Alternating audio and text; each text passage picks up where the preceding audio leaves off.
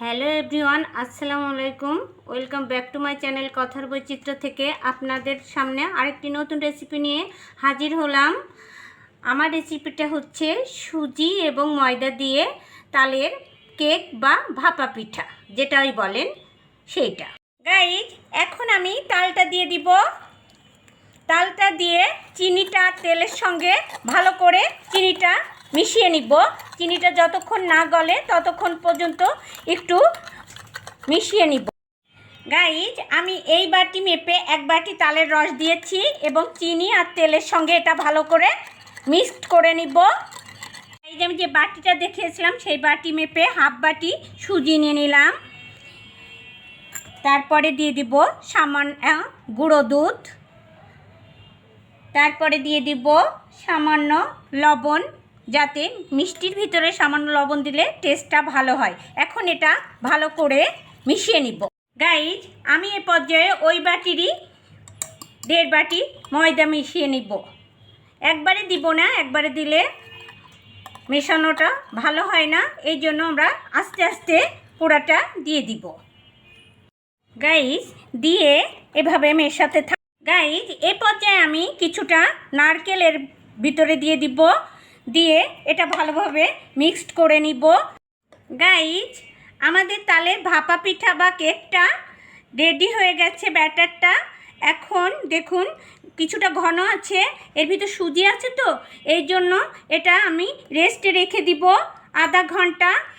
তারপরে আবার ফিরে আসছি, আমার সঙ্গেই থাকুন। এই যে আমরা আধা ঘন্টা পরে ফিরে এলাম। আমাদের তালের কেকের ব্যাটারটা রেডি হয়ে গেছে কিনা দেখতে। আমাদের ব্যাটারটা কিছুটা ফুলে উঠেছে, সুজিটা। এখন এটার ভিতরে আমি আবার নেড়ে কিছুটা দুধ দিয়ে দিব, লিকুইড দুধ দিয়ে দিব, তা না হলে ব্যাটারটা বেশি ঘন হয়ে গেছে।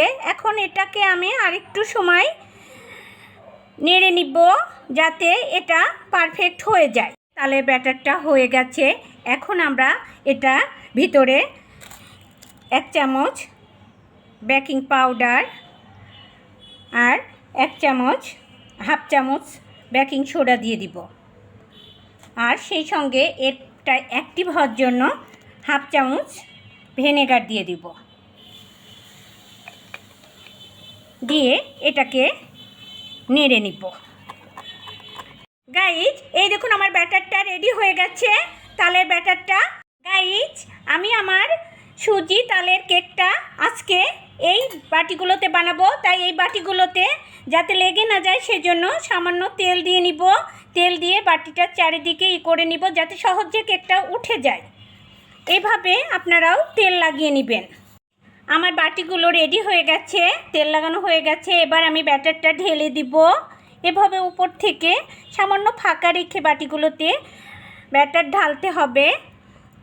তারপর আমি পানি গরম দিয়ে দিয়েছি, এই দেখুন এইভাবে ঢেলে নিব।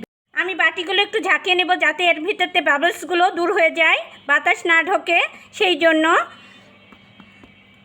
এই যে আমার সেটিং হয়ে, এবার আমি ইন্ডাকশনের কাছে চলে যাব। পানি ফুটাতে দিয়েছি, এবার এটা ভাপে দিতে চলুন যাই।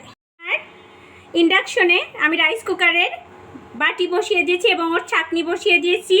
এটার পর আমি এবার এটা ভাপে দিব। আমার এই দেখুন ভাপ উঠছে পানি দিয়ে। এটাই আমার 3টা বাটি আটে, তাই আমি 3টা বাটি দিয়ে দিলাম। এবার এটা আমি 15 মিনিট ভাপ দিয়ে নিব। সঙ্গে থাকুন আর আমার চ্যানেলটাকে সাবস্ক্রাইব করুন।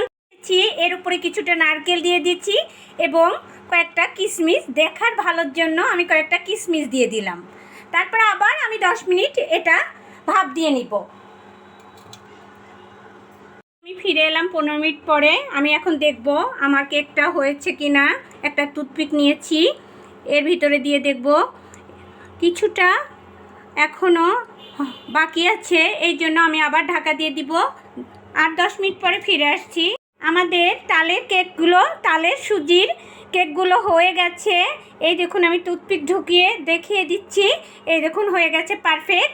এখন এগুলোকে আমি নামিয়ে ফেলবো, ঠান্ডা করে পরিবেশন করে আপনাদের সামনে ফিরে আসবো। সে পর্যন্ত সঙ্গে থাকুন আর আমার চ্যানেলটাকে সাবস্ক্রাইব করুন, আমার ভিডিওটাকে লাইক করুন। গাইজ, এই দেখুন আমার তালের কেকগুলো হয়ে গেছে, কতটা সুন্দর হয়েছে। অল্প উপকরণে এতগুলো কেক হয়ে গেছে। আপনারাও এভাবে বাড়িতে ট্রাই করবেন, অবশ্যই আপনাদের ভালো লাগবে। আর সেই সঙ্গে আমার চ্যানেলটাকে সাবস্ক্রাইব করবেন, আমার ফেসবুক পেজকে ফলো করবেন, লাইক করবেন, আর আমার সঙ্গে থাকবেন। পরবর্তীতে নতুন নতুন ভিডিও নিয়ে আপনাদের সামনে হাজির হব এই প্রত্যাশায় আজকের